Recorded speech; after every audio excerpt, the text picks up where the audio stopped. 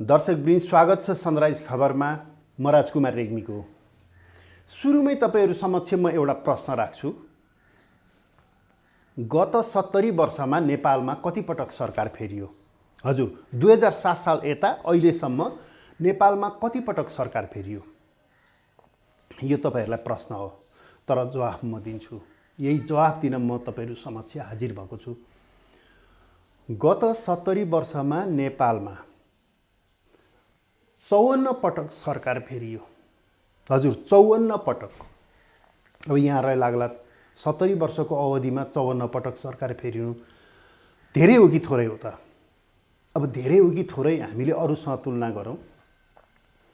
भारतमा गएको 70 वर्षमा 24 पटक सरकार फेरियो। 24 पटक, हजुर। त्यसै गरेर बेलायतमा 26 पटक सरकार फेरियो। भारत र बेलायतको संख्या देखेर बुझिहाल्नुभयो। विश्वमा सबैभन्दा धेरै पटक सरकार फेरिने देशमा नेपाल अग्रणीमा पर्छ। अब सरकार त फेरियो, चुनाव चाहिँ कतिपल्ट भयो त? गत 70 वर्षमा नेपालमा 7 पटक आम चुनाव भयो। अब यो 7 पटक 70 वर्षमा 7 पटक भनेपछि 2 पटक त राष्ट्रिय पञ्चायतकालीन चुनाव भयो। त्यो लोकतान्त्रिक चुनाव थिएन। भन्नुको मतलब औसत 10 वर्षमा चाहिँ हामी एकपल्ट चुनाव गर्दो रहेछौँ। त्यस्तो देश हो नेपाल। अब अरू देशसँग तुलना गरौँ। अरू देशसँग तुलना गर्दा नेपालमा चुनाव धेरै पटक भयो कि थोरै पटक भयो? त्यो हिसाब गरौँ। धेरैजना मान्छे भन्छन्, अहिले भनिरहेका छन्, बारम्बार चुनाव गर्न हुँदैन, बारम्बार चुनाव गर्न हुँदैन, चुनाव गरे भने नराम्रो हो भनेर भन्छन्। हो त, अरू देशसँग तुलना गरौँ है त। गत 70 वर्षमा भारतमा 17 पटक चुनाव भयो र बेलायतमा 20 पटक आम चुनाव भयो। नेपालमा जम्मा जम्मी 7 पटक मात्र भयो। र नेपालमा भन्दैछन् चुनाव भयो भने अस्थिरता हुन्छ। चुनाव भयो भने अस्थिरता हुन्छ भन्ने त अहिले यस्तो प्रचारबाजी गरिएको छ, भ्रम फैलाइएको छ। त्यो भ्रम सत्य होइन, त्यो कुरो सत्य होइन।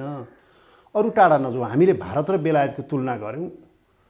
दक्षिण एसियाको सबैभन्दा कान्छो देश हो बङ्गलादेश। बङ्गलादेशमा 11 पटक चुनाव भयो।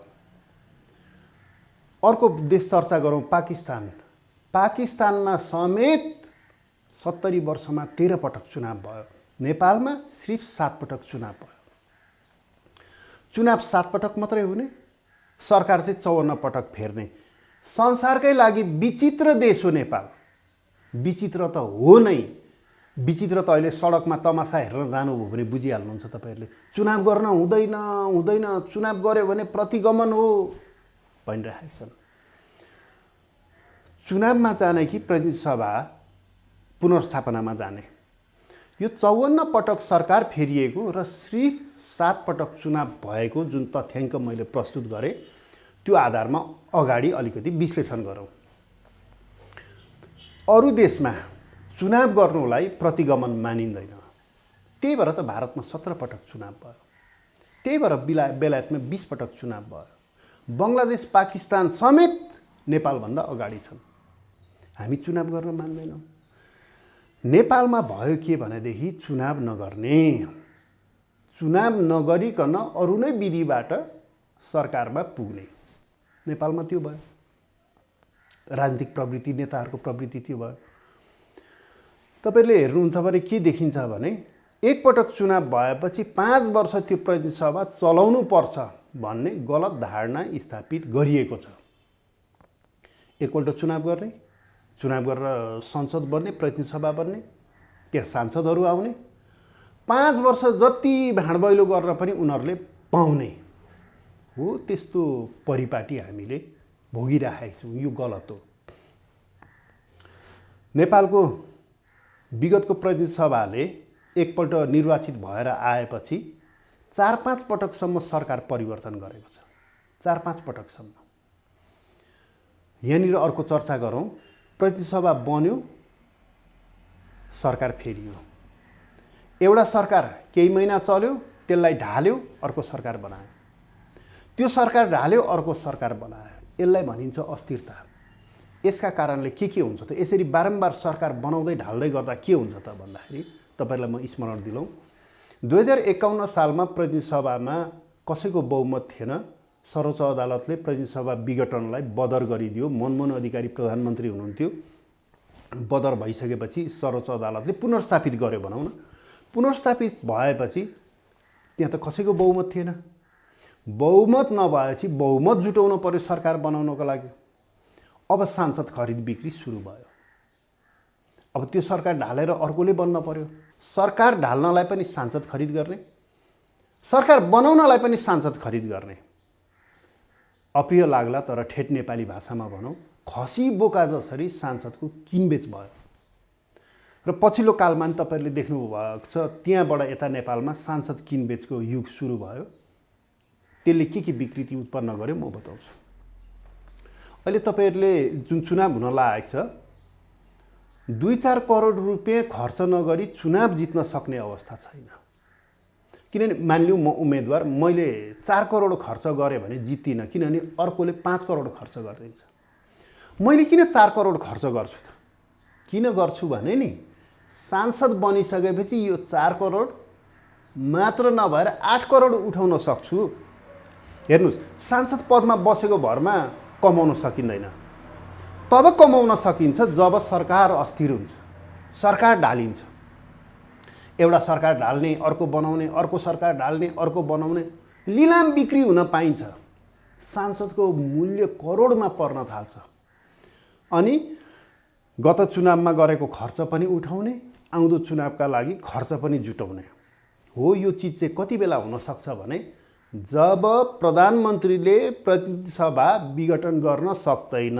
प्रधानमन्त्रीमा प्रतिनिधि सभा विघटन गर्ने अधिकार हुँदैन। त्यो अवस्थामा प्रधानमन्त्रीले विघटन गर्दैन।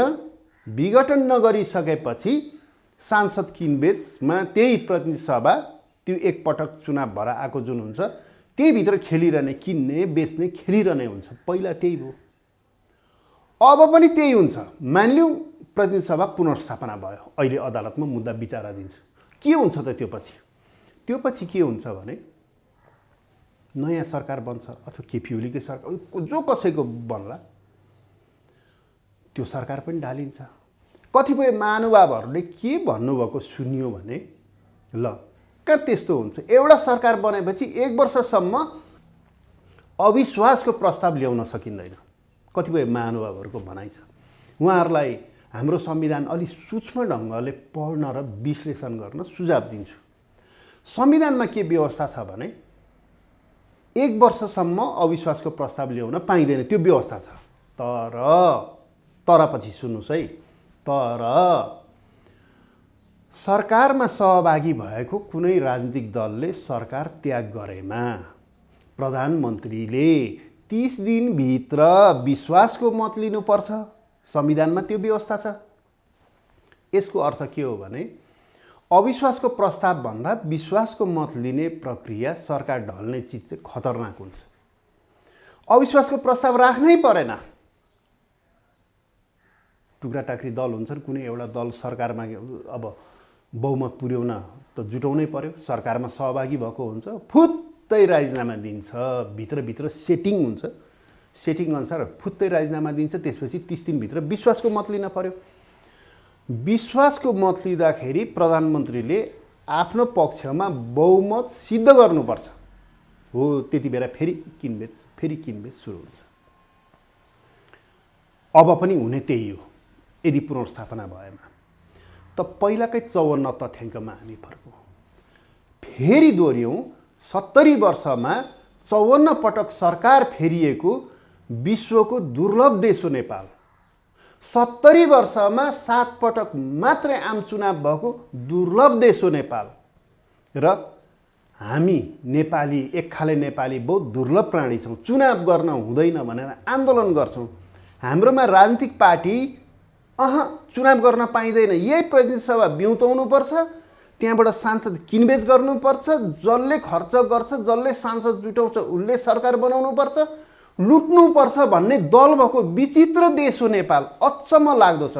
आम जनतामा यस्तो भयानक भ्रम प्रसारण गरिएको छ कि चुनाव हुनु चाहिँ अस्थिरता हो भन्ने, बाफ्रे विचित्रका छौँ हामी।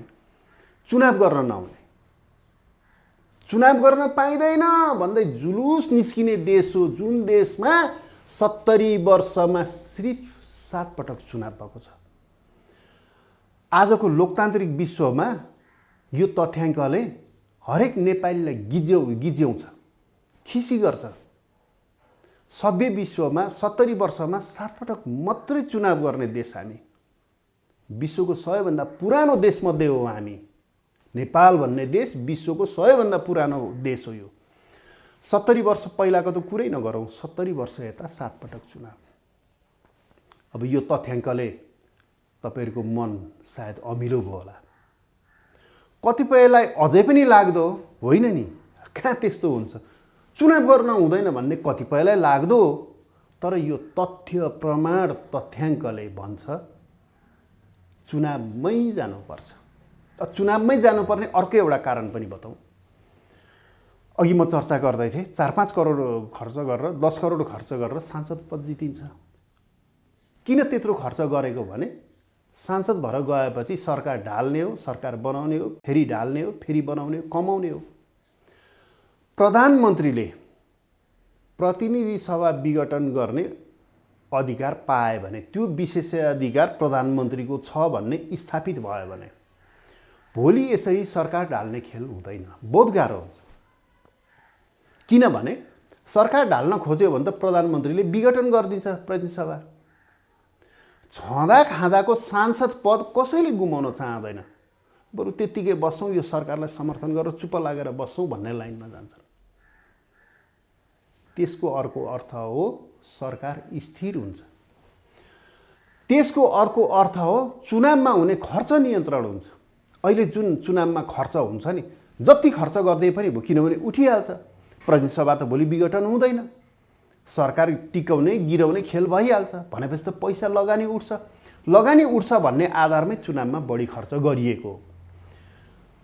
प्रधानमन्त्रीले प्रतिनिधि सभा विघटन गर्ने विशेषाधिकार राख्छन् भन्ने तथ्य मलाई विश्वास स्थापित हुन्छ, विघटन सदर हुन्छ, देश चुनावमा जान्छ।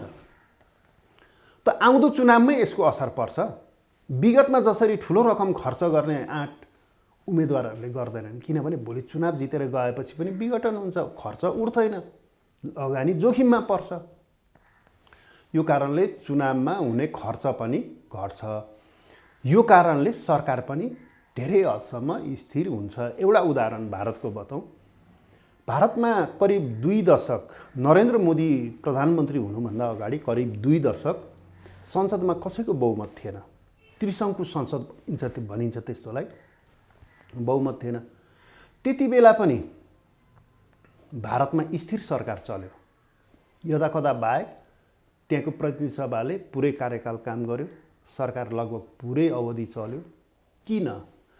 किनभने नि सरकार गिराउन खोजियो भने प्रधानमन्त्रीले प्रतिनिधि सभा विघटन गरिदिन्छन्। त्यहाँको तल्लो सदन जसलाई लोकसभा भनिन्छ भारतमा, विघटन गरिदिन्छन्। अनि बिचैमा चुनावमा जान त सांसद तयार हुँदैनन्। त्यसै कारणले नेपालमा पनि तपाईहरूले हेर्नुभयो भने अधिकांश सांसदहरू विघटनको पक्षमा हुँदैनन्। विगत संविधान सभा कालको छलफल, त्यहाँका समितिहरूको छलफल, अधिकांश जसो छलफल म प्रत्यक्ष देखेको छु एउटा पत्रकारको रूपमा। सबै सांसदको चिन्ता, ल प्रधानमन्त्रीलाई विघटन गर्न दिनै हुँदैन, 5 वर्ष चलाउनु पर्छ। के हो 5 वर्ष चलाउनु पर्छ भनेको? 5 वर्षसम्म सरकार टिकाउँदै गिराउँदै गर्ने हो, स्थिर सरकार चलाउने हो, चल्दैन भने विघटन गर्ने हो, चुनावमा जाने हो, जनतामा जाने हो। 200-300 जना सांसदले टिकाउने गिराउने खेल गरेर देशलाई अस्थिरतामा होम्न पाइँदैन, लुटको खेती गर्न पाइँदैन। त्यसैले चुनावलाई समर्थन गरौँ, सधैँ समर्थन गरौँ चुनावलाई। चुनाव भनेको लोकतन्त्रको प्राणवायु हो। त्यो प्राणवायुबाट राजनीतिक दलहरू पनि नभागौँ, कोही पनि नभागौँ। होला समर्थन विरोध आफ्नो आफ्नो ठाउँ छ, राजनीतिक विचार आफ्नो आफ्नो होला, तर सबै राजनीतिक वाद विचारहरूको बिचमा केन्द्रमा एउटा चिज छ, त्यो हो चुनाव, त्यो हो जनता। त्योबाट कसैले नभागौँ। धन्यवाद।